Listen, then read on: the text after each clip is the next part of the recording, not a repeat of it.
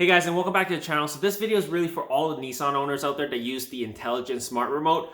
Unfortunately, over time, this remote gets worn out. As you can see, this is my remote. It looks pretty crummy because the buttons are all chipped and it's just worn out.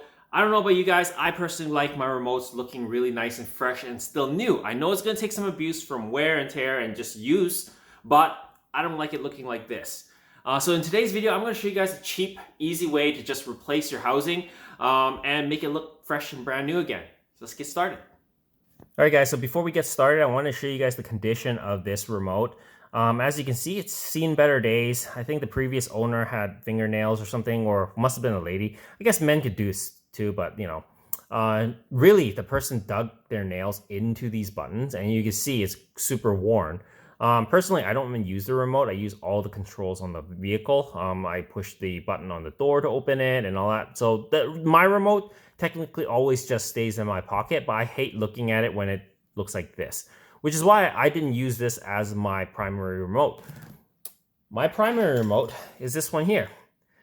It was brand new when I first started using it, but it's seen better days. I guess from being in my pocket, this started chipping out. I don't use the alert horn button, as well as, this Nissan logo has definitely seen better days. It's completely worn out compared to the other one.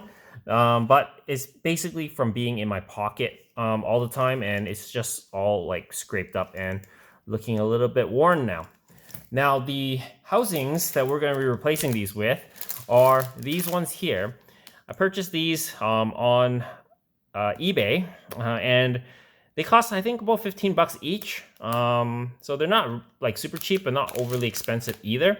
And these are made in China, obviously. So they're like not OEM housing, but they will fit. But in order for you to like get your original key to fit in the housing, you do have to modify it a little bit. However, I'll show you guys the process in a bit and what I mean by that. All right, so what I mean by the key not fitting in the housing is, you can see this, it's actually very good quality. It's actually metal here. So compared to some of the quality ones that I've seen online, this part sometimes it's just painted plastic, but this is full on metal. So it's a very good quality piece.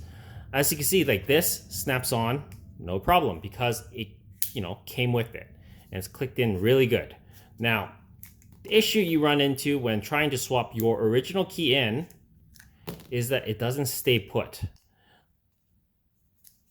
See, you could pop it in, but as you can see, it doesn't lock in.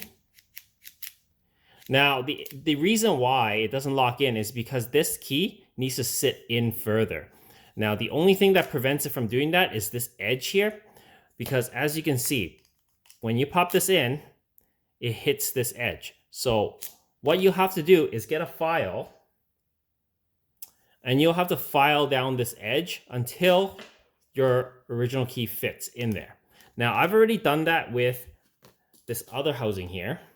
So as you can see, if I pop this off, and then I take my key that's been cut, and I pop it in here, you can see that it's already completely fit. And it doesn't come out, because I filed down the edge. And then all you have to do is still click the button and it would unlock. Now the edge, you can't even see that I filed it. It is really not noticeable. So you would just shave down a little bit of plastic, and that's all you need to do to get your original key to fit in here. All right, now on to swapping the housing over. So as you can see, this is the OEM key. So I'll show you guys how to open this key up. Same process of really like swapping your battery. So if you guys have not done that before, this will be a good, I guess, exercise for swapping battery. So you pull the key out, and you see on the edge here, you can easily stick either a flathead screwdriver in there, a small one, and pop it off from here, or you can stick your fingernail in there and it would also pop it off. But since we have a flathead screwdriver, all we do is do that and it opens up. So you just, again, a close up right at that corner or this corner, you just pry it open. You could do it with your fingernails and it would open up, and then there you go. Now you have your components here. So it's not a lot of different components in here. It's just one circuit board, that's it. So what you want to do is just stick your fingers here and push the circuit board up a little bit through the buttons. So as you can see, it lifts up and it comes off with, I guess, the rubber button holding thing. So the circuit board just comes right off like this. As you can see, it comes off. You can set that aside. Now, some of you may be wondering, okay, well, why don't I just swap the buttons over into why don't I just swap the buttons from the new remote onto here? The design is actually different. The OEM versus the aftermarket, you can't just swap the buttons, unfortunately. So you have to do the full housing. So we've done that. This is the similar thing. It's already open. As you can see at the back, let's just do a comparison side by side of the aftermarket versus the OEM so that you guys can see what I'm talking about with the buttons. So as you can see, the OEM is on the left and the aftermarket's on the right. There's no way the buttons are gonna fit. I've looked at it. This actually is a one piece, while these buttons actually do come out on the OEM housing. So I'm not gonna worry about that because it doesn't really matter anyways. I prefer these ones anyways because these ones are actually metal buttons. Like you can hear, compared to this, which is like a plastic covered with some foil chrome kind of thing. So the OEM is actually quite crappy in quality, I would say. This is actually metal, so it might last a lot longer. It might not chip because I believe it might be just casted like this. So we will now just swap the components over, which is really, really easy to do. So this one is the old one, so we'll put that back. Don't want to mix that up. Now you put this, you take the board, and then you put it into this rubber sleeve here, and it just goes in perfectly fine. And then all you're going to do is put that into your remote, your new remote. As you can see, that sits completely flush in there.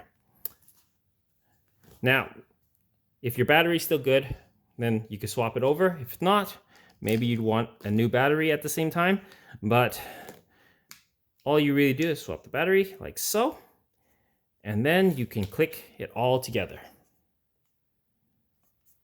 And just be careful, line it all up. All right, so make sure everything's lined up and you just push it together. There you go, it's clicked in. Now, just test the buttons to make sure that they still push.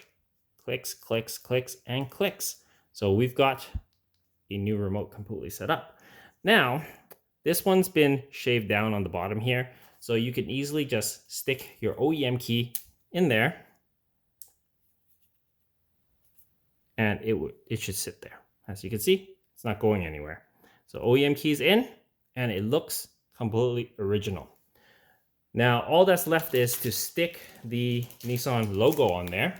And this is pretty easy to do. It comes with some 3M sticky tape backing for this logo that they include. And all you do is just apply it and it'll look like completely brand new. Let me just do that real quick and then we'll have a look. There you go. Now it's stuck on. As you can see, it looks like, original. The quality of this emblem is kind of crappy because it's a little high on one side, but that's okay. It's not too bad. Overall, it still looks pretty good. Looks like a brand new Nissan remote. Now let's compare it to my remote that I'm currently using in my car. I mean, this emblem sits a little higher, but still looks brand new. All right, guys, so I noticed something about the emblem. It was sitting high on one side, and that's because I didn't push down hard enough. So if you push this down really hard and get it sitting flush, it will sit completely flush. As you can see right now, the remote is actually completely flush, and it's just like OEM now.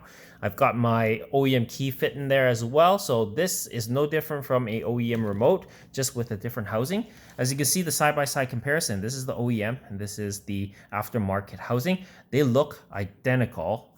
And like I said, these buttons felt like good quality buttons compared to the OEM ones where it looks like it's just some plated plastic underneath. It might be the case for this as well. I don't know if these are actually metal, but likely not. Likely it's also like a coating, but it works. Everything seems to be good. It looks like original. And that's the side-by-side comparison. I'm pretty happy with it. So we're gonna go ahead and swap this one out as well. And then we're gonna have two brand new looking remotes. All right, guys, so I forgot to mention one thing is when you're ordering your housings, they are specific to the remote that you have. So some of the Nissan remotes don't have a notch, but mine does. So you have to order the one with a notch. As well, before you do an order, open up your remote and determine the placement of your battery, because that is a huge problem. I hear people ordering some of these aftermarket remotes and the position of the battery is different and it doesn't work. So you have to really determine all the specs of your current remote and then go online and order it. There's actually a few different Nissan remotes out there, so that's why there's so many differences. But I think there's only one that has like the notch like this, which is very specific and tough to find. But that's my 2 cents. You really got to do your research before ordering one of these. Otherwise, you're going to get something that won't fit, and that's just a waste of time and money. All right, guys, there we go. We got OEM looking remotes. And these look fantastic. They look original and I'm pretty happy with them. Anyways, I hope this video helps you guys out. If you haven't already, please comment, like, and subscribe and share my videos. As always, guys, I'll see you in the next one. Cheers.